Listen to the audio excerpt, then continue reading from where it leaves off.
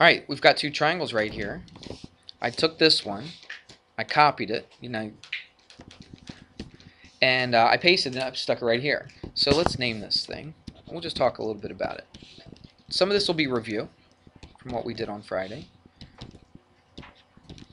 Alright, so if I told you that they're congruent to each other, so if I said triangle ABC was congruent to triangle DEF, alright, let's say I told you they were congruent to each other, then you could write down 6 things, and you just did that, right? On that worksheet we went over today. So let's just for fun, let's just go through it again. So that must mean that this side is equal to this side, right? This one and this one, and this one and this one. Then what else must be true about it then? Angle A would be equal to what? D, and angle B would be equal to E, and then C would be equal to F. Agree? Okay. What we're going to do today, though, that's 6 different things, right? In order to say that those triangles are congruent to each other, Blake, you need to sit up. Okay, sit up. Up, up.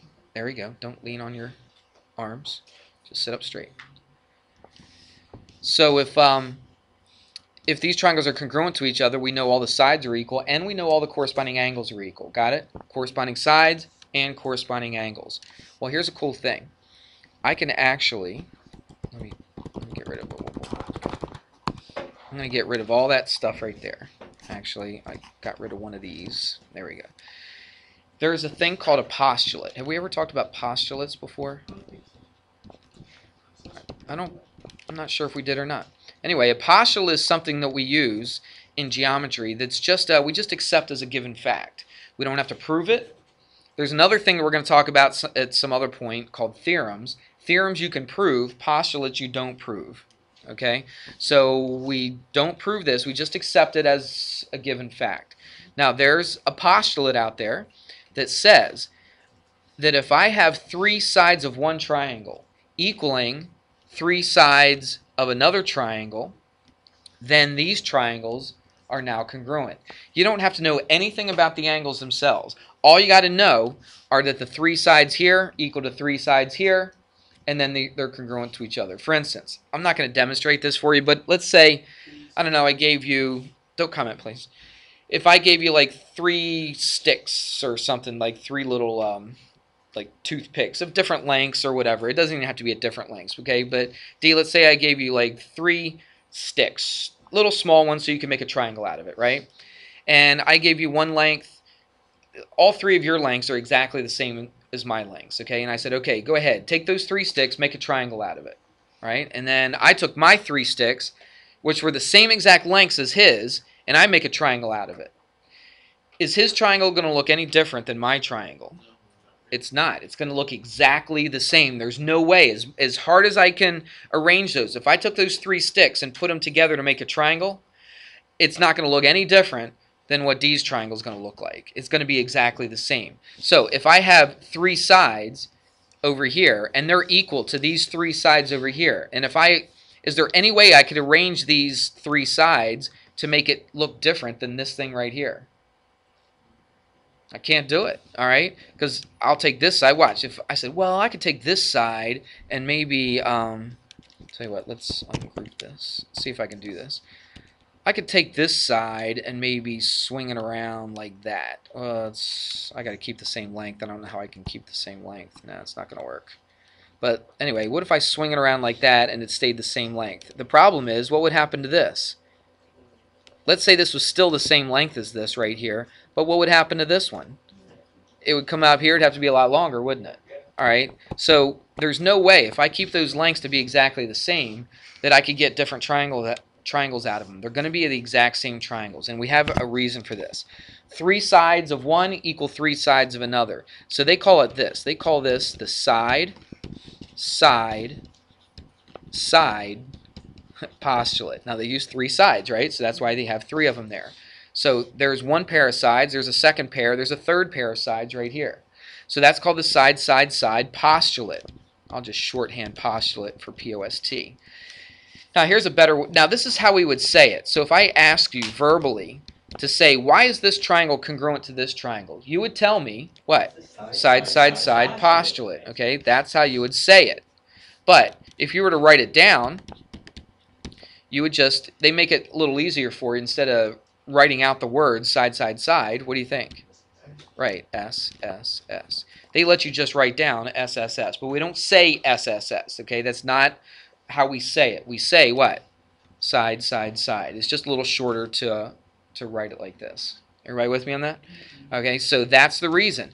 All I got to do is show 3 sides of one triangle equaling 3 sides of another. We don't even have to say that A and D are equal to each other. I don't even have to say that. All I got to do is show that all 3 sides here equal all 3 sides here. Now watch. If now they are congruent triangles, now by showing that information, they are congruent to each other. What do you think I can say then about angle A and angle D? If they're equal to each other, what must be true about A and D?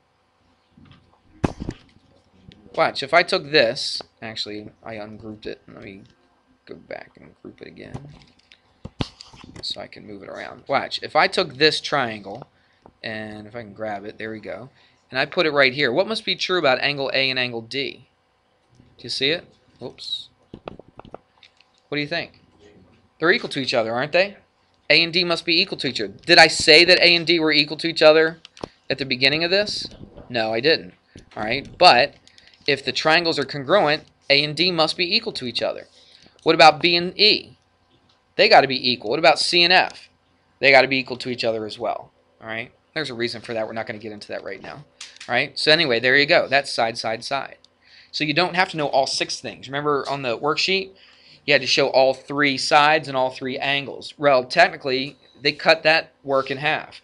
Really, all you got to show, in order to say that this is congruent to this, all you got to show are 3 sides here equaling 3 sides here, and then you got congruent triangles. Make sense? Yes. All right. And you probably won't really see right now where we're going with this or why you think it, why it's important.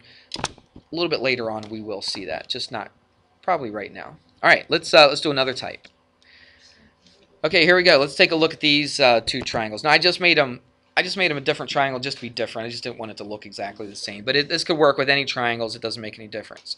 Now, before we said all you had to do was show 3 sides of one equal to 3 sides of another. Well, what if you didn't know all 3 sides of this triangle were equal to all 3 sides of this triangle? What if you knew just a couple other things? Watch. What if you knew that IR was equal to MP? All right? Is that enough to say those triangles are congruent just because you got one side equal? No, not enough. All right. What if I said that IJ was equal to MW? Is that enough to say the triangles are congruent? It is? No, look, because I could take IR, keep it the same length, right? And make it go like way up here like this. Look, this length and this length are still equal to this and this, but are they congruent triangles? No. Do you see what I'm saying? Okay. Yeah, I was going to go through something. I'm not going to. So, but watch. How in the world could I get this triangle to still look like this? Watch. If I took this angle and I, like, twisted it like this, keeping it the same length, all right? Keeping IR the same length. There's no way. What's going to change? That angle's going to change. It's going to be a lot bigger, isn't it? Yeah. But what if I told you that this angle had to stay the same as this angle right there? So here's the deal. I give you 2 pieces of stick, right? I give you this longer one and a shorter one, all right? And I got the same ones, all right? I got this long stick and a short stick. But then I say, all right, put those sticks together, but the deal is this angle in between them's got to stay the same. We'll make something up. We'll say 30 degrees. So I give you this stick and this stick, right? And I say the angle in between those 2 sticks has got to be 30 degrees. Well, you can arrange it. I don't care how you arrange it. You can arrange it any way you want. Can you get a triangle that's going to look different than this triangle right here? You're not going to be able to. Because look, I've got this side and this side are exactly the same. So I can't change the lengths of them. What's really the only thing I could do? Maybe twist it this way or twist it this way. But what did I say? That angle's got to stay the same, isn't it? As this one right here. So what's going to have to be true about this third side? This third side's going to have to be the same exact spot. So these triangles will be congruent, right? So that's kind of interesting. Again, that's another postulate. But what do you think we call this? We don't call this side, side, side postulate because we don't know. Okay, you could say side, side angle, but we don't. Now, I don't want to get too graphic, especially since I'm taping this, but watch. When I say graphic, I mean, look, you guys are way beyond this, but that's okay. I still, as a Christian school teacher, don't want to spell this out for you.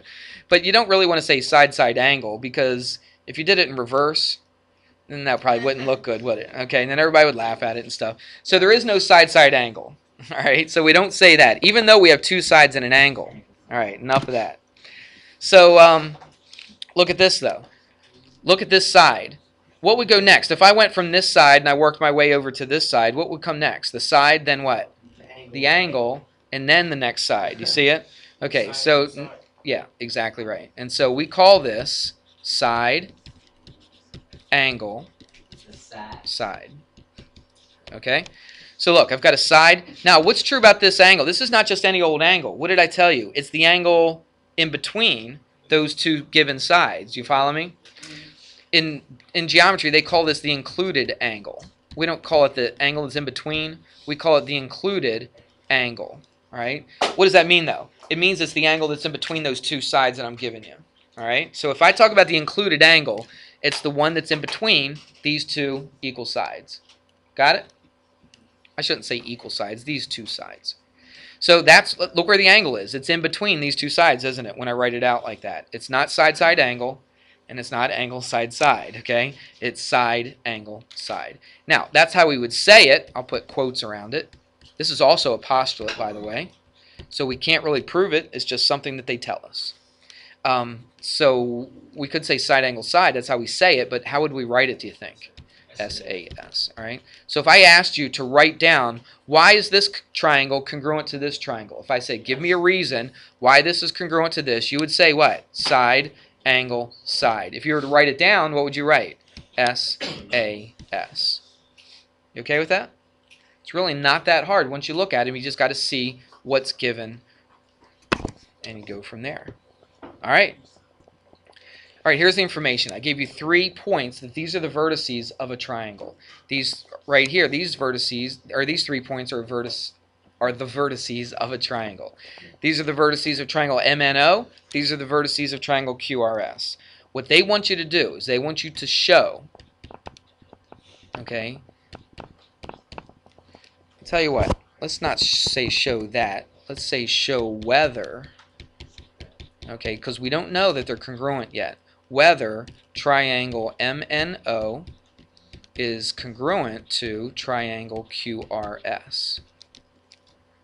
Now, we know 2 ways, but we're only going to use the side method because we can't really find angles. Can you find angles knowing vertices like this? Probably not. Not at this point in your math career, you can't. Maybe later on you could, but not right now. So what we're going to do is this. Look, these are my triangles, MNO and QRS. So what I want to do is I want to find the lengths of the sides. If the lengths of all 3 sides of one triangle equal the lengths of the 3 sides of the other triangle, then guess what's true about the triangles? They are what? They're congruent to each other. So how in the world, given vertices like this, are we going to find the lengths of the sides? Distance formula. Good. Let's do the first one. I'll just kind of underline it. Let's find MN, and we need to show that it's equal to what? QR. So let's do that. Look, the distance formula, I just heard somebody say, I hate the distance formula. It's not that hard at all. So watch. The distance of MN, and this is the distance of QR. Watch how easy it is. It's not that hard at all. Just put a square root. All right, and right, you set it up exactly the same as we always have. Right? Watch this. MN, from here to here. What do? Take the x's and subtract them. You could go, it doesn't matter what order you subtract them in. You can go 2 minus 5 or 5 minus 2. Let's do that in our head. What's 5 minus 2? It's 3. Let's do the y's. You got another 5 and 2. What's that? That's 3. So this is the square root of what? 3 squared is 9. This 3 squared is 9. You add them up, you get square root of 18. So that's the length of that side. What about this? Let's pay attention. Let's subtract the x's. Now this subtraction is not quite as easy. -4 minus -7, which is -4 plus 7, which is what? 3, right? And let's do the y's. 4 minus 1. Well, that's easy. 4 minus 1 is what? 3. I know. I'm watching. Thanks. So what's that? It's a square root of 18, isn't it? Are these two equal to each other? Yeah. Now what are you going to have to do, though, to find the other 2 sides? Do the same thing, but you got to do the other sides. So we already did MN. What would you have to do next? NO and QR, and then you would do what? MO and QS. If they're all equal to each other, guess what's true? They're congruent.